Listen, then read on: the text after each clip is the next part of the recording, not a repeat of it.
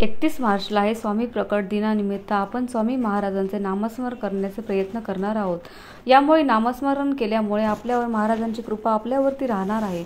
तर श्री स्वामी समर्थ सर्वांना नामस्मरणाचे काय महत्त्व आहे आणि सतत स्वामींचे नामस्मरण केल्यामुळे काय होते हे आज आपण या व्हिडिओमध्ये बघणार आहोत। तर व्हिडिओ नक्की शेवटपर्यंत बघा आणि कमेंट बॉक्समध्ये नक्की श्री स्वामी समर्थ नक्की लिहा। तर चला बघूया श्री स्वामी समर्थ ऐसा क्षणाक्षरी मंत्र प्रीतीने अहोरात्री का जपावा। सर्वार्थ पाहिजे ही श्री स्वामी चरित्र सारामृतातील अत्यंत महत्त्वाची ओवी आहे। श्री स्वामी समर्थ 6 अक्षरी मंत्र अगदी मनापासून प्रेमाने सतत दिवस रात्र जप केल्याने अशा व्यक्तीला सर्व काही प्राप्त होते। स्वामी नामाचा जप करिता 4 पुरुषार्थ येती हाता। याचा अर्थ काय तर स्वामी नामाचा जप केल्याने 4 पुरुषार्थ म्हणजे धर्म, अर्थ, काम आणि मोक्ष यांची प्राप्ती होऊन जन्म मृत्यूची पुनरावृत्ती आपल्या आयुष्यामध्ये होत नाही। तर जन्म मृत्यूच्या फेऱ्यातून माणसाची सुटका होते। म्हणून आपण मोक्षासाठी श्री स्वामी समर्थ महाराजांचे सतत नामस्मरण करत राहावे। स्वामी आणि बाळप्पा यांच्यामध्ये एकदा संवाद होतो की स्वामी म्हणतात, बाळ्या, अरे आमचे भक्त असले तरी मनुष्याला स्वकर्माने प्राप्त झालेले प्रारब्ध त्यांना स्वतःच भोगावे लागतात। बाळप्पा महाराज विचारतात की यावर काय उपाय। तर स्वामी म्हणतात की पापाचे एकदा विपरीत प्रारब्धामध्ये बदल झाले तर त्या प्रारब्धाला भोगल्याशिवाय पर्याय नाही। सद्गुरू त्या भोगाला मागे पुढे करू शकतात, पण प्रारब्ध हे माणसाला भोगावंच लागतात। म्हणूनच आम्ही नामस्मरणाला एवढे महत्त्व देतो की स्वामींनी स्वतः नामस्मरण करावे ही असा उपदेश दिला आहे। म्हणून आपण आपल्या गुरुच्या आज्ञेनुसार आपण नेहमी नामजप करत राहिले पाहिजे। स्वामी स्वतः सुद्धा भगवान शंकराचे सतत ध्यान करत असतात, नामस्मरण करत असतात। म्हणून ही सगळ्यात सोपी आणि खूप प्रभावशाली सेवा आहे, उपासना आहे। नामस्मरण करताना मोठी पूजा मांडणी हवी, माळच हवा असे काही नाही। स्वामींना फक्त मनापासून आपण आतर्केने हाक मारतो तेच नामस्मरण करताना तुम्ही किती एकाग्र चित्ताने नामस्मरण करता, किती मनापासून नामस्मरण करता हे खूप महत्त्वाचं आहे। नाहीतर नामस्मरण करताना, सेवा करताना जर आपले लक्ष इकडं दिलं तिकडं दिलं, दुसरीकडेच लक्ष असेल तर अशा सेवेचा आपल्या आयुष्यामध्ये काहीही उपयोग ठरणार नाही। तर हे तुम्ही देवघरासमोर किंवा उठत बसता सुद्धा, काम करताना सुद्धा, गाडी चालवताना सुद्धा तुम्ही नामस्मरण करू शकता। मासिक, धर्म, सुतक या सगळ्या काळातही तुम्ही नामस्मरण करताना कोणतेही बंधन नाही। ज्या कोणालाही लिहिता वाचता येत नाही अशाने सर्वांनी महाराजांचे सतत नामस्मरण करत राहावे। नामस्मरण का करावे? स्वामींनी आपल्याला आपल्या चरणाच्या चरणी स्थान द्यावे। स्वामींची कृपा आपल्यावर सदैव राहावी, सतत आपल्याबरोबर राहावे, आपल्यावर स्वामींची प्राप्ती व्हावी त्यासाठी सतत महाराजांचे नामस्मरण करत राहावे।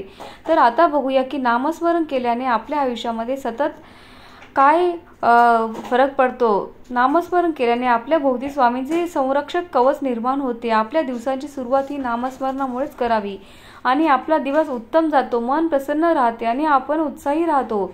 दिवसभरातील सर्व कामे यशस्वीरित्या पार पडतात आणि मंत्राच्या जपाने आपले विचार सात्विक शुद्ध होतात। बुद्धी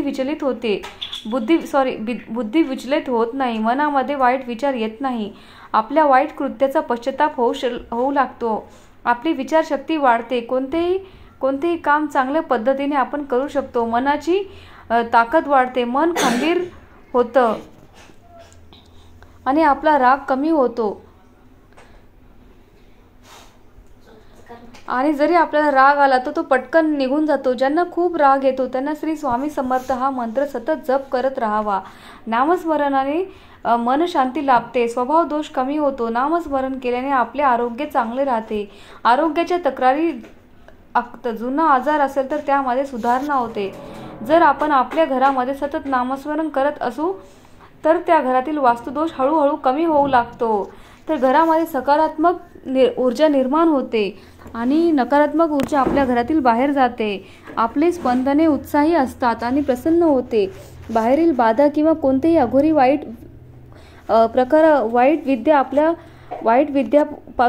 बाधेपासून आपण वंचित राहतो।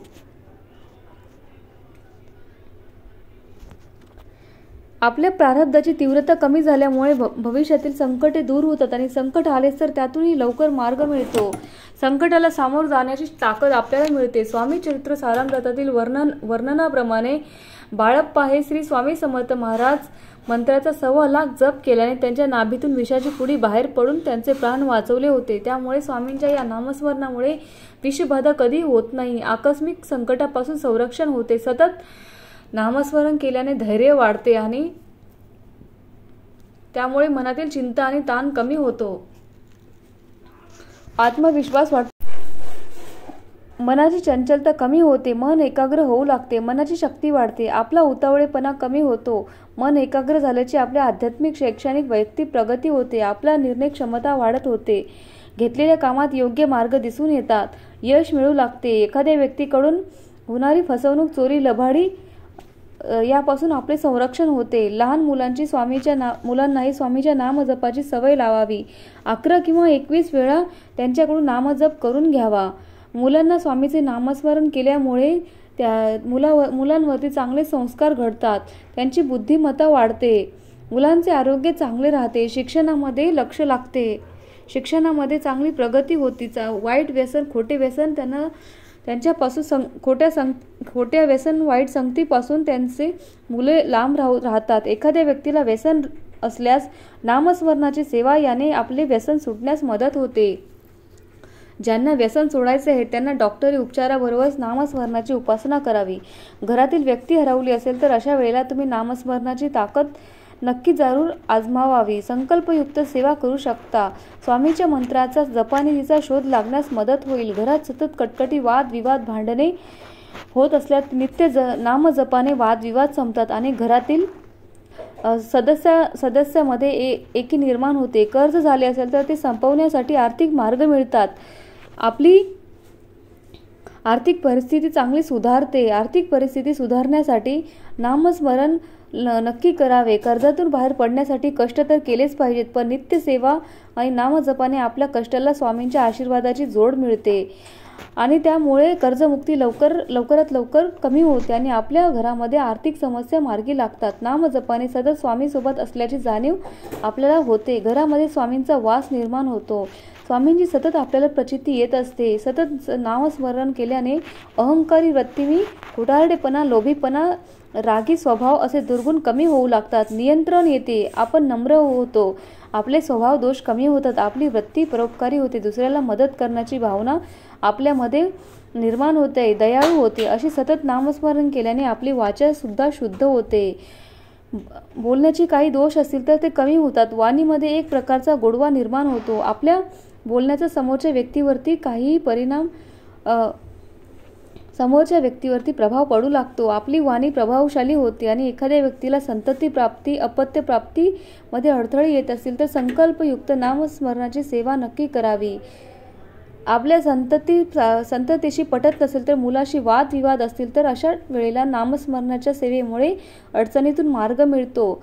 मन परिवर्तन झाल्यामुळे घरामध्ये एकोपा वाढीस लागतो. स्वामींच्या नामस्मरणाची संकल्पयुक्त सेवा करावी. याने आपला व्यवसाय, धंदा, शिक्षण, नोकरीमध्ये प्रगती होते. मनासारख्या चांगल्या गोष्टी घडू लागतात. नोकरी मिळते. व्यवसायामध्ये वृद्धी होते. कोर्ट कचेरी यासारखी मालमत्ता कामे होत नसेल किंवा या कामामध्ये त्रास होत असेल तर नित्य नामजपाने मार्ग मिळतो. आपल्या मुलांचे विवाह जुळत नसेल तर विवाहामध्ये अडथळे येत असतील तर जुळलेले लग्न मोडले असेल तर वैवाहिक जीवनामध्ये काही त्रास होत असेल तर स्वामींना नामस्मरणेच्या सेवेचा नवस बोलून नामजपाची संकल्पयुक्त सेवा केल्याने हे दोष दूर होतात. घरामध्ये सतत नामस्मरण करत राहिल्याने पितृदोषातून ज्या समस्या उद्भवतात त्या हळूहळू दूर होऊ लागतात. रात्री झोप येत नसेल तर शांत झोपेसाठी झोपण्यापूर्वी स्वामींचे नामस्मरण करावे. सतत नामस्मरण केल्यामुळे आपल्या प्रारब्धाची तीव्रता कमी होते आणि प्रारब्ध शुद्धी होऊ लागते. आतून चांगले कर्म घडू लागतात आणि भोग भोगण्याची ताकद मिळते. जन्मांतरीचे पापे नष्ट होतात. जीवनामध्ये काही त्रास होत असेल तर स्वामींना नामस्मरणाच्या सेवेचा नवस बोलून नामजपाची संकल्पयुक्त सेवा केल्याने दोष दूर होतात.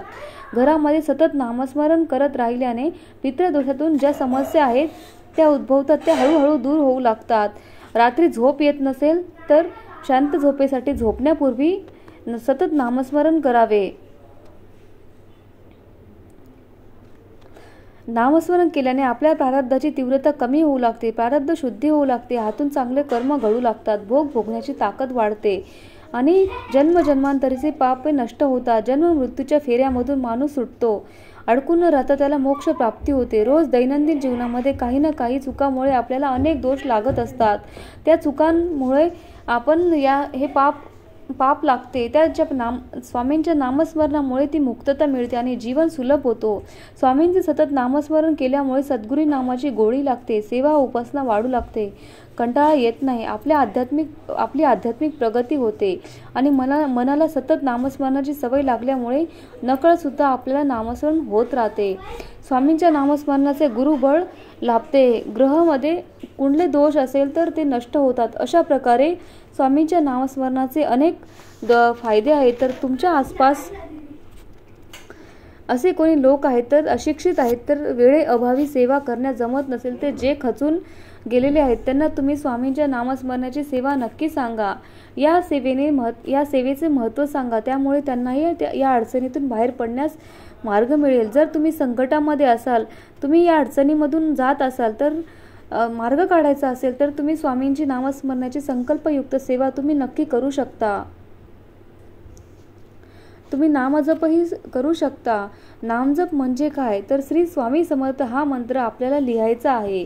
स्वामींचा नामजप कसा लिहायचा आहे, त्याचे काय फायदे आहेत हे मी या व्हिडिओमध्ये तुम्हाला सांगितले आहे. तर हा व्हिडिओ तुम्हाला जर आवडला असेल तर या व्हिडिओची लिंक खाली डिस्क्रिप्शन बॉक्समध्ये दिली आहे. तर नामस्मरणामुळे कुठलेही संकट येणार नाहीत, पैशाचा पाऊस पडेल असे नाही, परंतु पैशाने जे मिळणार नाही ते समाधान श्री स्वामी समर्थ या नामस्मरणाने नक्की मिळेल.